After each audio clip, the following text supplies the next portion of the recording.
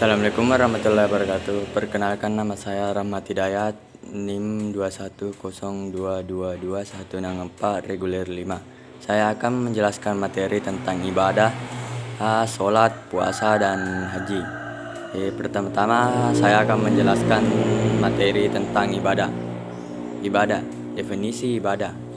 Ibadah menurut bahasa adalah merendah diri, ketundukan dan kepatuhan akan aturan-aturan agama.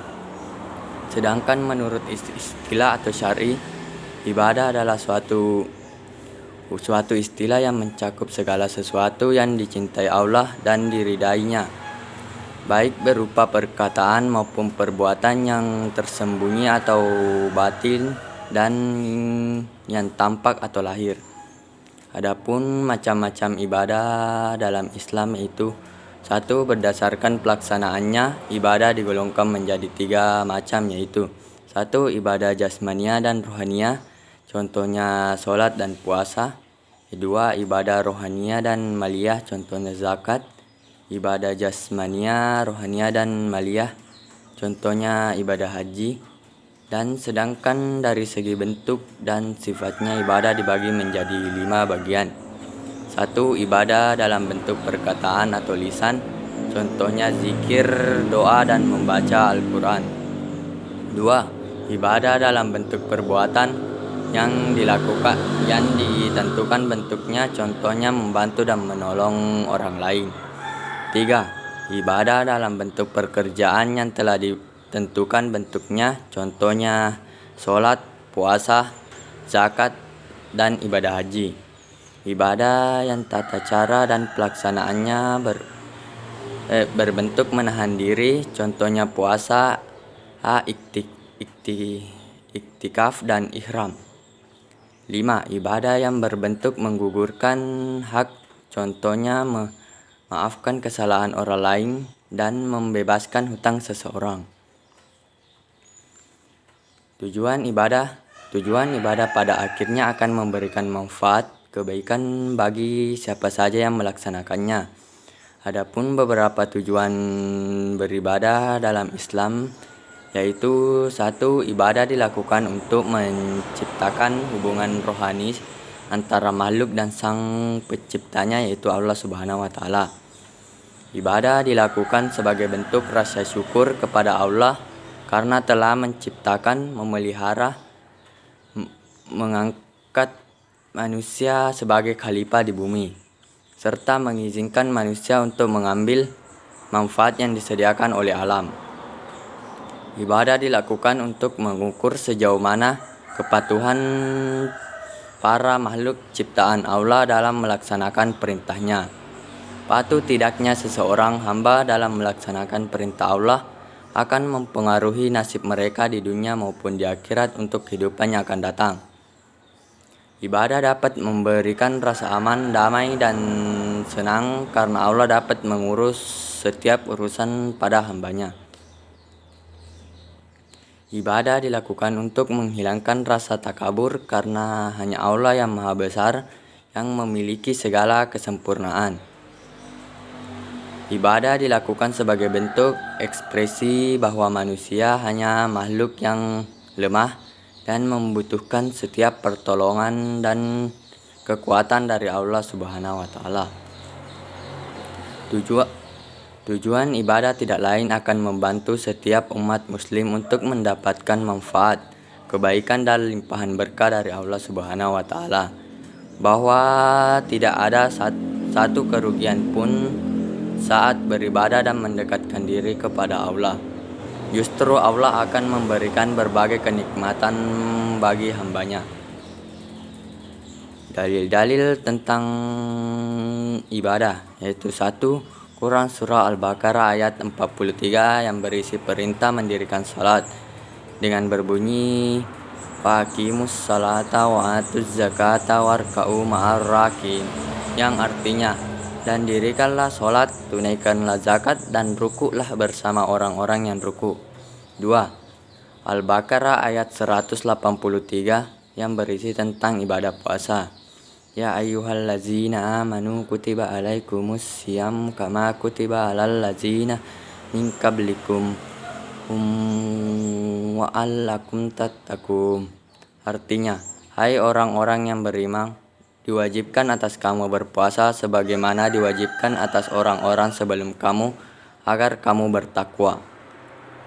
Surah Az-Zariyat ayat 56, perintah Allah kepada jin dan manusia agar beribadah kepadanya. Wa ma halaktul jinna wal insang liya'budun. Artinya, dan aku tidak menciptakan jin manusia selain supaya mereka mengabdi kepadaku.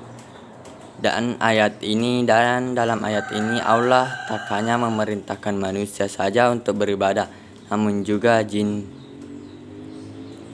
Adapun manfaat beribadah, adapun manfaat yang dapat kita peroleh jika kita melakukan ibadah, yaitu 1.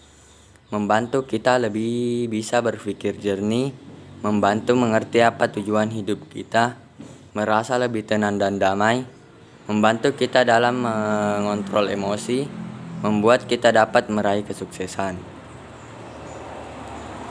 Adapun ibadah mahdah.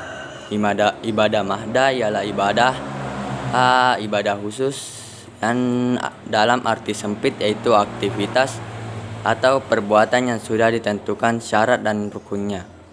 Maksudnya syarat itu hal-hal yang perlu dipenuhi sebelum suatu kegiatan ibadah itu dilakukan. Sedangkan rukun itu hal-hal, cara, tahapan atau urutan yang harus dilakukan dalam melaksanakan ibadah. Contoh ibadah mahdah yaitu 1. Wudu. Wudu merupakan salah satu mensucikan diri, mensucikan anggota tubuh dengan air. Setiap muslim diwajibkan untuk bersuci setiap akan melaksanakan sholat, karena wudu merupakan salah satu syarat sah sholat. 2. Tayamum. Suatu tindakan mensucikan diri dari hadas besar maupun hadas kecil tanpa menggunakan air. Dan dalam Islam tayamum menggunakan pasir atau debu sebagai pengganti wudu. Puasa. Puasa merupakan ibadah pokok yang ditetapkan menjadi salah satu rukun Islam. Puasa secara bermakna menahan diri dari makan, minum, dan ucapan dari terbit fajar sampai terbenamnya matahari sesuai dengan syarat-syarat dan ketentuan syarat yang ditentukan. 4. Sholat. Sholat merupakan tiang agama bagi umat muslim. Sholat merupakan salah satu tempat kita berdoa, mencurahkan segala keluh kesah.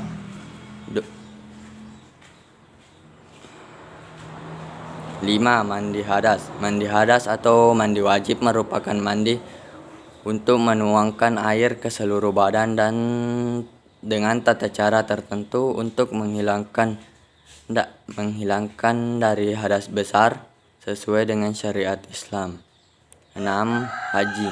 Ibadah haji merupakan salah satu rukun Islam yang dijalankan jika mampu. Ibadah haji merupakan kegiatan menziarahi Ka'bah dengan melakukan serangkaian ibadah di Masjidil Haram dan sekitarnya, baik dalam bentuk haji maupun umroh. 7. Umrah. Umroh merupakan serangkaian mengunjungi Ka'bah dengan serangkaian khusus di sekitarnya. Zakat.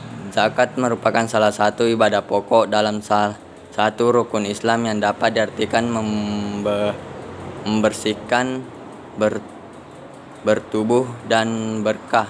Zakat terdiri atas 2 macam, yaitu zakat mal atau biasa disebut dengan zakat harta, dan zakat diri yang dikeluarkan setiap akhir bulan Ramadan yang disebut juga zakat fitrah. 9. Azan. Untuk mengetahui waktu sholat, Allah Subhanahu wa Ta'ala telah mensyariatkan azan sebagai tanda masuknya waktu sholat yang bersiap-siap untuk menunaikannya. Istiqomah. Istiqomah merupakan salah satu ibadah mahda yang memiliki arti menegakkan sholat dengan zikir tertentu. Sementara itu, ibadah gairul mahda atau ibadah umum merupakan segala perbuatan yang mendatangkan kebaikan dan dilakukan dengan niat ikhlas karena Allah Subhanahu wa Ta'ala. Ibadah ini dilakukan antar sesama manusia atau muamalah atau hubungan horizontal yang tidak hanya berkait dengan hubungan Allah Subhanahu wa Ta'ala saja. Ibadah gairul mahda dilakukan berdasarkan perintah, anjuran, atau tidak adanya larangan terhadap suatu perbuatan. Ibadah ini juga bersifat rasional. Contoh ibadah gairul mahda adalah silaturahmi, menjenguk orang sakit, sedekah, mencari ilmu, bekerja, membangun masjid, dan kegiatan yang bermanfaat lainnya. B. Sholat.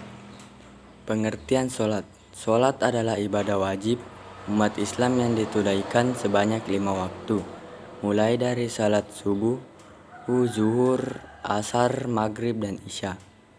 Sholat adalah bagian dari rukun Islam yang kedua. Menurut Kamus Besar Bahasa Indonesia atau KBBI, sholat merupakan doa kepada Allah Subhanahu wa Ta'ala. Adapun pengertian singkat dari sholat adalah ibadah yang di dalamnya membuat zikir, tilawah, berdiri menghadap Allah Subhanahu wa Ta'ala, sujud, doa, tasbih, dan takbir kepada Allah Subhanahu wa Ta'ala. Adapun syarat-syarat salat yang perlu kita lakukan, yaitu 1. Beragama Islam, sudah balik, berakal sehat, suci dari hadas dan najis, menghadap kiblat, mengetahui masuknya waktu salat, mengerti syarat rukun dan sunnah salat. Dan adapun rukun-rukun salat yang perlu kita perhatikan sebelum melakukan salat, yaitu 1. Berdiri bagi yang mampu, 2. Niat, 3. Takbiratul ihram, 4. Membaca surat Al-Fatihah pada setiap rakaat, 5. Ruku dan tumakninah, 6. Iktidal setelah ruku dan tumakninah, sujud 2 kali dengan tumakninah, duduk antara 2 sujud dan tumakninah, duduk tasyahud akhir, membaca doa tasyahud akhir, membaca salawat Nabi dan tasyahud akhir, membaca salam yang pertama, dan ke-13 tertib melakukan ruku secara beraturan. Adapun hal-hal yang dapat membatalkan sholat, yaitu 1. Hadas kecil maupun hadas besar, kejatuhan najis yang tidak segera dibersihkan, terbuka auratnya yang tidak segera ditutup, bercakap-cakap atau berbicara, sengaja melaksanakan perkara yang membatalkan seperti makan dan minum, makan yang banyak walaupun tidak disengaja, bergerak hingga 3 kali berturut-turut walaupun tidak disengaja, bergerak dengan gerakan besar seperti meloncat dan memukul, berbalik arah dari kiblat atau Ka'bah, tertawa dengan keras, berdahak, dan batuk ringan dengan sengaja tanpa sebab, berubah niat seperti sewaktu sholat. Niat kalau ragu-ragu akan berubah niat. Punya niat membatalkan sholat dengan kondisi tertentu seperti sewaktu sholat berlangsung. Mengurangi rukun sholat seperti tidak tahiyat. Menambah rukun sholat selain Fatihah dan tahiyat. Adapun hukum sholat, yaitu dalam Islam hukum sholat dibedakan menjadi 2 jenis, yaitu wajib atau fardu dan sunnah. Sholat yang termasuk fardu ada dua, yaitu fardu ain dan fardu kifayah. Fardu ain adalah sholat yang wajib dikerjakan dan tidak boleh digantikan oleh orang lain, seperti sholat 5 waktu dan sholat Jumat bagi laki-laki. Sedangkan sholat fardu kifayah adalah sholat wajib yang apabila sudah dilakukan oleh beberapa umat muslim, maka gugurlah kewajiban bagi individu yang lain. Contohnya sholat jenazah. Sementara itu sholat sunnah adalah sholat yang dianjurkan dikerjakan apabila seseorang mengerjakannya, maka akan mendapatkan pahala. Namun jika ditinggalkan juga tidak berdosa. Sholat sunnah terbagi menjadi dua, yaitu sunnah muakkad dan gairul muakkad. Adapun dampak yang ditimbulkan jika kita tidak melaksanakan sholat, yaitu 1. Doa kita tidak akan dikabulkan oleh Allah Subhanahu wa Ta'ala, dimasukkan ke dalam neraka, termasuk orang-orang kafir, tidak diselamatkan di dunia dan di akhirat, dianggap murtad atau keluar dalam Islam. Adapun dalil-dalil yang memerintahkan kita sholat, yaitu 1. Quran surah Al-Isra ayat 78, yang artinya, dirikanlah sholat dari sesudah matahari tergelincir sampai gelap malam, dan dirikanlah pula sholat subuh, sesungguhnya salat subuh itu disaksikan oleh malaikat. 2. Surah An-Nisa ayat 103, yang artinya sungguh sholat itu adalah kewajiban yang ditentukan waktunya atas orang-orang yang beriman. 3. Surah Al-Baqarah ayat 43, yang artinya, dan laksanakanlah salat, tunaikan zakat, dan rukuklah bersama orang-orang yang ruku. Surah Al-Baqarah ayat 45, yang artinya, dan mohonlah pertolongan atau kepada Allah dengan sabar dan salat, dan salat itu sungguh berat kecuali bagi orang-orang yang beriman. Dan adapun apabila kita ingin mengerjakan salat, pertama-tama kita harus mensucikan diri dengan wudu, tayamun, dan juga mandi wajib. 1. Wudu. Wudu merupakan salah satu cara mensucikan anggota tubuh dengan air. Setiap muslim wajib untuk bersuci setiap akan melaksanakan sholat, karena wudu merupakan salah satu syarat sah sholat. 2. Tayamum. Tayamum adalah merupakan suatu tindakan mensucikan diri dari hadas besar maupun hadas kecil tanpa menggunakan air. Dalam Islam, tayamum menggunakan pasir dan debu sebagai pengganti wudu. 3. Mandi wajib. Mandi wajib atau mandi hadas merupakan mandi atau menuangkan air ke seluruh tubuh dengan tata cara tertentu untuk menghilangkan dari hadas besar sesuai dengan syariat Islam. C. Puasa. Pengertian puasa menurut istilah adalah menahan diri dari makan, minum, berhubungan seksual, dan segala yang membatalkan, mulai dari terbit fajar hingga terbenam matahari, dengan niat karena Allah Subhanahu wa Ta'ala. Hukum puasa. Hukum puasa dibagi jadi dua, yaitu hukum wajib dan hukum sunnah.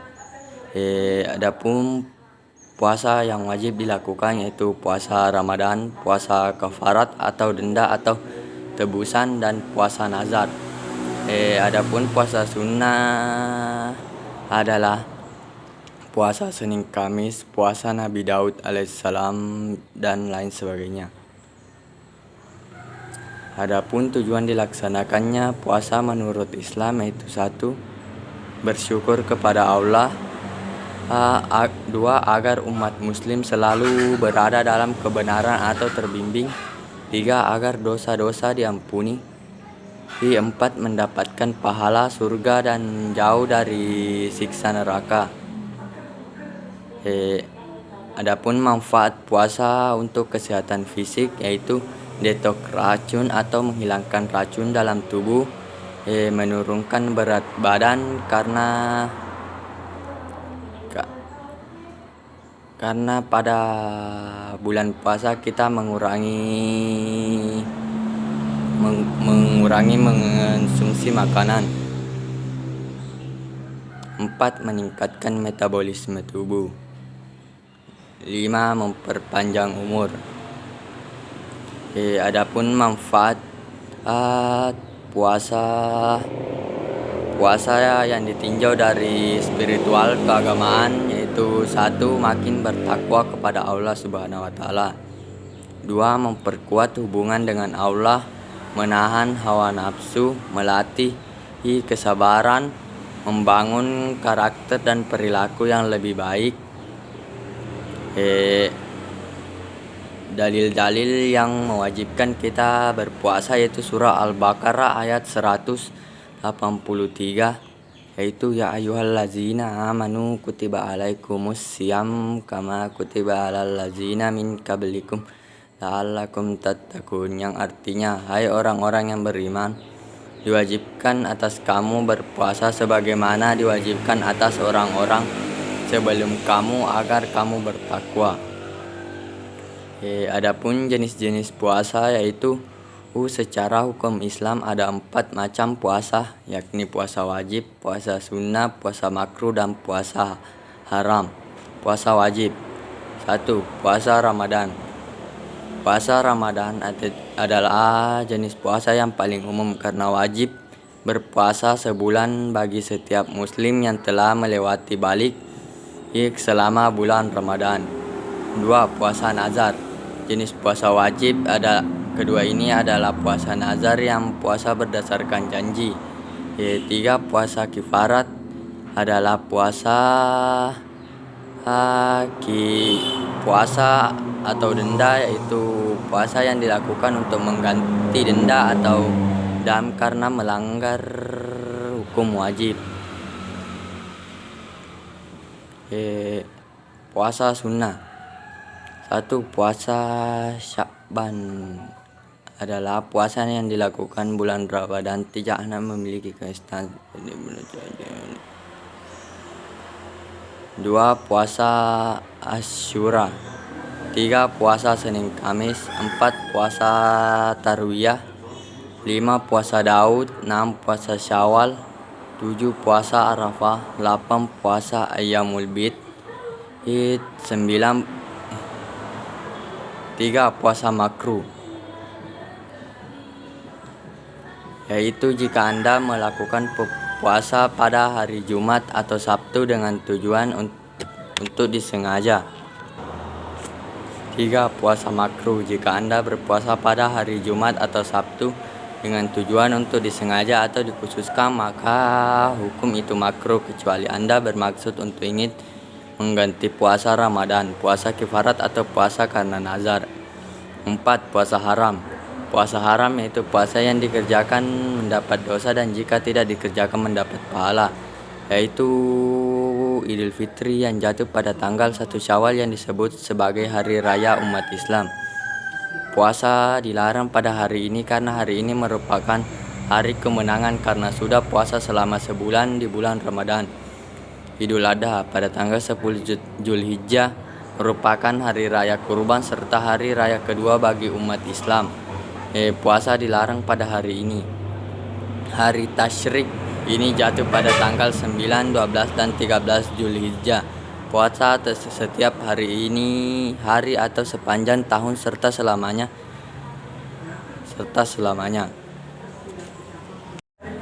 D. Haji. Pengertian haji. Haji merupakan kata yang berasal dari bahasa Arab, yaitu hajj yang dalam bahasa Indonesia mengunjungi atau menuju. Namun banyak juga yang mengartikan kata haji sebagai ziarah Islam tahunan. Ziarah tersebut dilakukan di kota Mekah, Arab, kota paling suci. Bagi umat Islam, kata haji ini mirip dengan bahasa Ibrani yang memiliki bunyi sama dan memiliki arti hari libur. Berikut adalah syarat-syarat wajib haji, yaitu Islam, memiliki akal dan sehat jasmani rohani, cukup umur atau balik, merdeka, mampu. Selain syarat-syarat wajib tersebut, ada juga syarat-syarat sah haji, yaitu 1. Islam, memiliki akal sehat, miqat jasmani atau haji yang dilakukan pada bulan haji mikat makani atau penunaian rukun dan wajib haji harus dilakukan di tempat yang telah ditetapkan. Ketentuan dan rukun haji. 1. Ihram. Ihram merupakan niat saat masuk untuk memulai pelaksanaan haji dengan menjauhi hal-hal yang dilarang selama melakukan ihram. 2. Tawaf ifadah merupakan tawaf dalam rukun haji yang dikerjakan setelah lewat tengah malam mulai tanggal 10 Zulhijjah dengan mengelilingi Ka'bah dengan menempatkan diri di Ka'bah di sebelah kiri badan. Sa'i adalah berjalan atau berlari kecil pulang pergi 7 kali dari Bukit Safa ke Bukit Marwah. Wukuf merupakan upacara penunaian ibadah haji dengan berdiam dan berada di Arafah yang waktunya mulai pada tenggelamnya matahari pada tanggal 9 Zulhijjah dan berakhir pada saat terbitnya fajar di tanggal 10 Zulhijjah. Tahallul merupakan keadaan seseorang yang bebas dari ihram karena sudah menyempurnakan amalan-amalan manasik haji. Adapun macam-macam haji yaitu 1. Haji ifadah yang artinya menyendirikan. 2. Haji kiran yang memiliki makna berteman atau bersamaan. Jamaah haji yang melakukan haji kiran akan melakukan ibadah haji dan umrah secara bersamaan.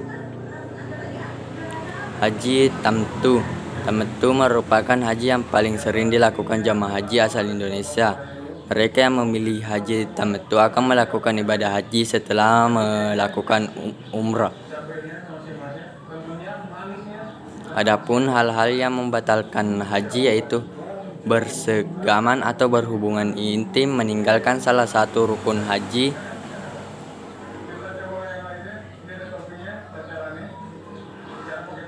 dan sebagainya. Adapun hal-hal yang diharapkan dalam melaksanakan ibadah haji yaitu meningkatkan rasa syukur kepada Allah Subhanahu wa taala, menunaikan kewajiban bagi seorang muslim yang mampu. Jamaah haji akan mengalami perubahan yang membuatnya jauh lebih baik. Terakhir, saya akan menjelaskan tentang ibadah harta atau ibadah maliyah. Ibadah maliyah merupakan investasi amal yang tidak akan berhenti pahalanya walaupun yang bersangkutan sudah meninggal, yang dikenal dengan amal jariah. Harta yang dititipkan kepada manusia harus dijadikan sebagai bekal kepada Allah Subhanahu wa taala. Adapun beberapa pembagian ibadah amaliyah yaitu 1. Zakat. Zakat adalah bagian tertentu dari harta yang wajib dikeluarkan oleh setiap muslim apabila telah mencapai syarat yang ditetapkan sebagai salah satu rukun Islam. Zakat ditunaikan untuk diberikan kepada golongan yang berhak menerimanya. Adapun golongan orang yang menerima zakat yaitu sebagai berikut: fakir miskin, amil mu'allaf, ghibah, dan lain-lain sebagainya.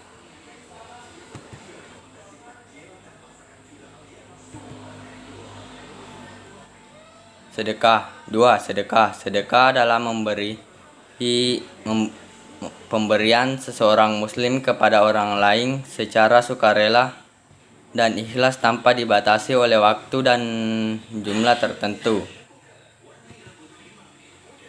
Keutamaan sedekah yaitu menghapus dosa, keberkahan pada harta yang dimiliki, melipat gandakan pahala bersedekah, terdapat pintu surga yang hanya bisa dimasuki oleh orang-orang yang bersedekah, mencegah maksiat dan jual beli, merasakan lapang dada dan hati yang lebih, menjauhkan diri dari api neraka. 3.